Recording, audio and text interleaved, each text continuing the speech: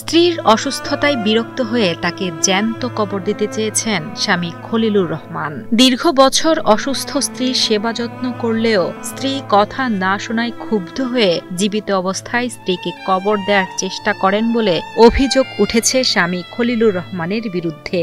এই ঘটনাটি ঘটেছে শেরপুরের শিবরদী উপজেলার খুশালপুর মধ্যপাড়া গ্রামে। 14-15 বছর ধরে অসুখ, এক সময় না হাগে একবারে বিছনে 4 বার আমি ধুয়ে নাইছি আবার বিছনে দেখাচ্ছে।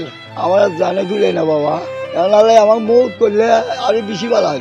সকালে জিজ্ঞাসা করলাম, বলো তুই এই ঘটনা ঘটেছে আজকে? বলে এটা খালি চিল্লা আমি চিল্লালেই হবো, এটা তো মানুষ, তো তুই যে এই ঘটনা ঘটাইলি এটা তোর উপরে যদি একটা পেশা দেয় তুই বাঁচবি। বুড়া বেটা হয়েছে আধা পাগল মানুষ, এখানকার সেবা যত্ন করতে করতে জীবনের অদৃষ্ট হয়েছে না, এই কাম করছে হঠাৎ ভুল করে এলাইছে। এটা তো শোন না, যাই ভিডিও করে ছাড়ছে ওর দোষ।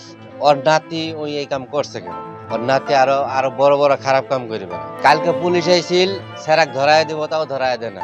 এলাকার মানুষও ধরায় দেয় না, নেতারাও ধরা দেয় না, সবলে ট্যা খায় বেটা। স্থানীয় সূত্রে জানা যায়, দীর্ঘদিন ধরে অসুস্থ ও শয্যাশায়ী 60 বছর বয়সী স্ত্রী খোরশেদা বেগম। তাদের সংসারে 4টি সন্তান থাকলেও স্ত্রীর সেবা যত্ন করতেন মূলত স্বামী খলিলুর রহমান। খোরশেদা বেগম অসুস্থতার কারণে প্রায়ই বিছানায় মলমূত্র ত্যাগ করতেন। তাই সহজভাবে পরিষ্কার করার জন্য সম্প্রতি একটি কমোড চেয়ার কিনে আনেন স্বামী, কিন্তু অসুস্থ স্ত্রী তা ব্যবহার করতে রাজি হননি। এ নিয়ে ক্ষুব্ধ হয়ে 8 আগস্ট সকালে স্বামী খলিলুর রহমান অসুস্থ স্ত্রীকে কবর দিতে যান।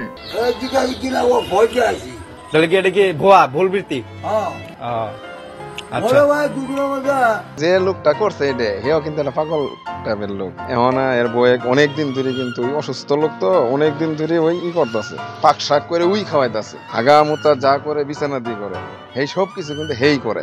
ডেইলি হাগে ডেইলি মুতে অবসলা লোক তো দেয় না, হাইডি বেড়া পায় না, পরে বাসে খুললে বসাইতে আমি চাবাই ধরলাম যে তুমি এলে করলে এটা কানে পারে, এটা বদনাম করলে তুমি এটা আঙ্গুর এলাকার।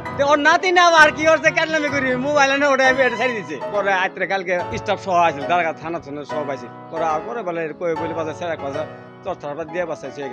ঘটনাটির একটি ভিডিও সামাজিক যোগাযোগ মাধ্যমে ছড়িয়ে পড়তেই শুরু হয় তীব্র সমালোচনার ঝড়। ভিডিও ভাইরাল হলে স্বামী খলিলুর রহমান নিজের ভুল স্বীকার করে স্থানীয়দের কাছে ক্ষমা চান এবং বিষয়টি সেখানেই মীমাংসা হয়ে যায় বলে জানা যায়। ভিডিও ভাইরাল সংবাদটা আমাদের দেখার পর আমরা সেখানে ঘটনাস্থলে পুলিশ প্রেরণ করি। বিষয়টা আমরা পরিষ্কার একটু ধারণা হলে তো এই ক্ষেত্রে ভিকটিমের যে পরিবার আছে তাদেরকে বলা হয়েছে, তারা থানা অভিযোগ দিলে আমরা আইনগত ব্যবস্থা নিব। আমাদের পুলিশ ঘটনাস্থলে যাওয়ার পর এদেরকে আর পায় নাই, পুলিশের ভয়ে তারা পলাতক ছিল। তবে আমরা দেখি যদি অভিযোগ পাই তখন আমরা আসামিদের থানায় মামলা হয়, তাই আমরা তাদেরকে গ্রেফতার করবো।